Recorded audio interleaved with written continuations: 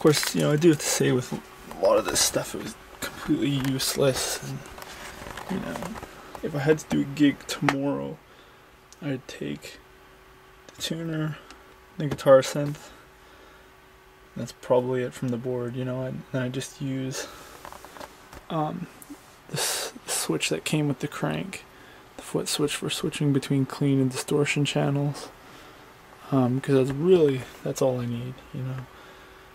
The MIDI mate, yeah, it's pretty nice, you know, switching clean, distortion, and a couple basic effects, but really all I need is the synth, the tuner, and like I said, just a foot switch to switch between clean and distortion channels. I'm actually thinking about cutting the synth and tuner off the board actually, and then putting the board in storage somewhere. So I'm thinking of doing anyways, but we'll see how that turns out. 'Cause really, you know, this, don't need it, don't need it, don't need it. This served me well, but really I don't need it. The wireless served me well, but I really don't need it, you know. Crank, great for live, but at home, too much. The G major, the G unit served me well, but really don't need it. You know, and then the cab, Marshall 1960, with the Pink Floyd flag on it. This came 2 days before that SH show, Eternal Rest, the first one. What we're planning on doing was just putting my crank head and Steve's crank into his cab. But then this thing showed up 2 days before, and we hooked them up in stereo and put them on each side of the stage, and that's how we did it. We'll start over here. My original Northwind Epiphone Flying, or not Flying V, it's an Explorer obviously. We have a look here. This was my original rusted design. You know, it used to be white, as you can see in, looking for a picture on my wall. Yeah, used to be white. And then when we were going to play Rock for the Cure with Eternal Rest, I took just some black wood stain, put it on there, you know, and used a Sharpie and stuff, just kind of colored around, and then I took an X-Acto knife, just kind of cut out all these, you know, made all these actual cuts into the body of the pick guard to make it look like that. And still got the original suck knob, wanker and shocker knobs. Put those on, I don't know, many years ago.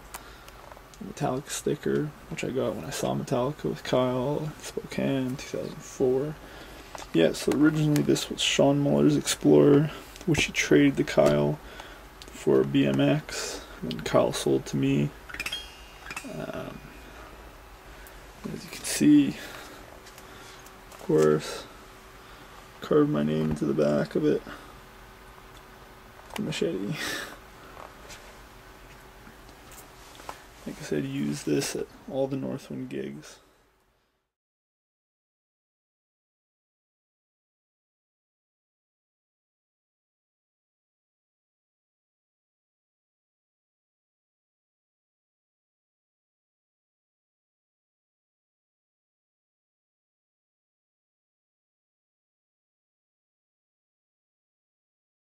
And then when we were starting up Eternal Rest,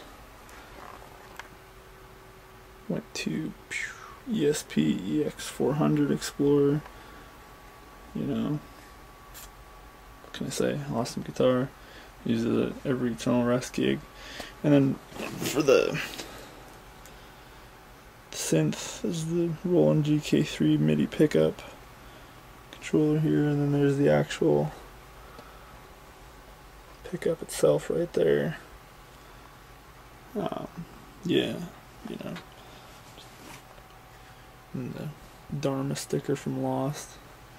Like I said, these two guitars here, you know, I never thought I'd be like sentimental or like attached to guitar really, but I am. You know, it's this one, like I said, it was my first good guitar, you know, and used it at every Northwind gig, and this one was my first really good guitar, which, and you know, and I used it at every Eternal Rest gig, so, you know, and like I said, all the songs I wrote, you know, on these two guitars, that's where it came from.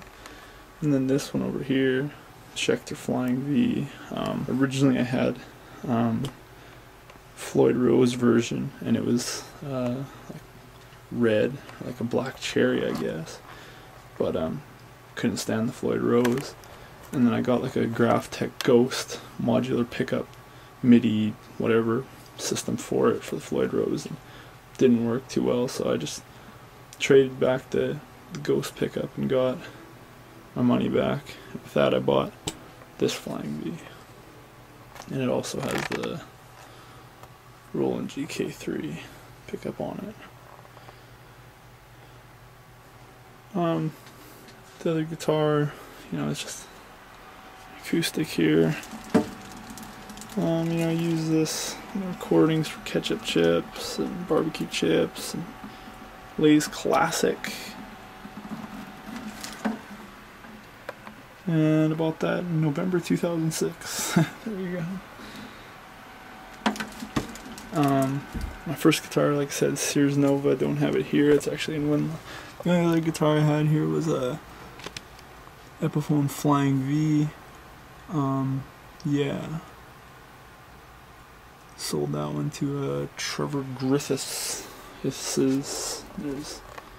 another one.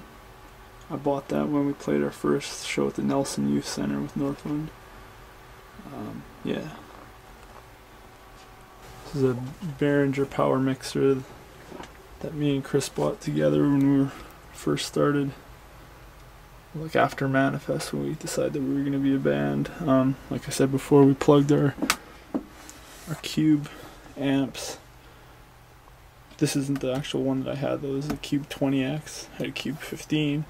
Like I said, we just plug them right into here, and you know, then crank up the master volume, and it, you know, powered them to be loud enough to play live. But like I said, we bought this.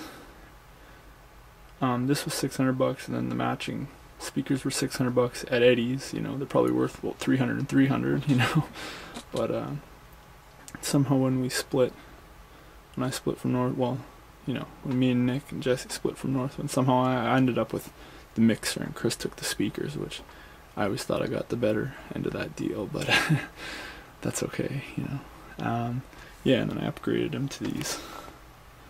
Actually, I bought these black speakers when we played our second Northwind gig at SH, which was March 2006. I bought these guys, which were quite a bit more expensive. And then I bought from Jesse, self-powered version of these, which were 1200 watts, which I have upstairs, which were really loud. We never actually really used them, but yeah. And then just, I guess lastly, this is the, you know, the actual amp that I use like on a daily basis is the Roland Cube 20X. The only thing that makes it different from the amp that me and Chris used, obviously it's 20 watts instead of 15, but it has just built in some delay and reverb, chorus, phaser, a couple, you know, acoustic simulators, and you know, like distortion, like tailoring, whatever. Basically, yeah, it's basically the same amp, you know. And then that recording out / phones, like I said, that's what me and Chris plugged directly into the board to get Northwind live. But yeah, so this is basically my stuff,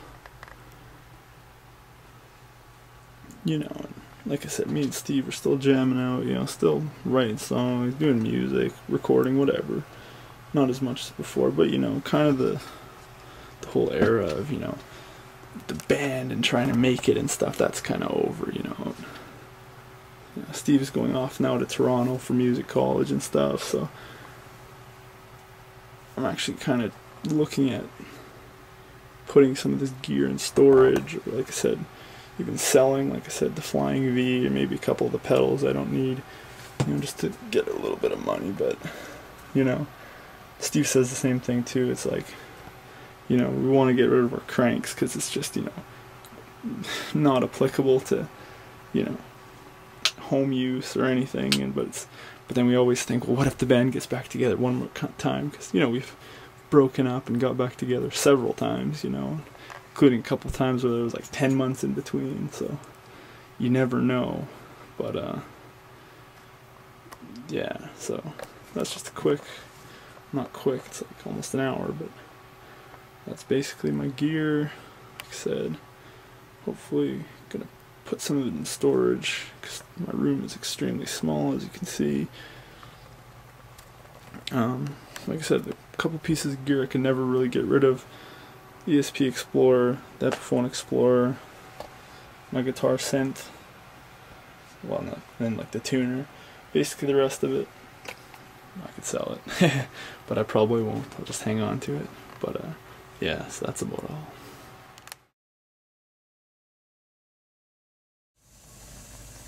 Just a quick video. I'm taking apart my pedal board. And you can just see here, this is just some of the massive amounts of tape that I had. And you can see there's still quite a bit of tape actually on the board. Yeah, but taking it all apart.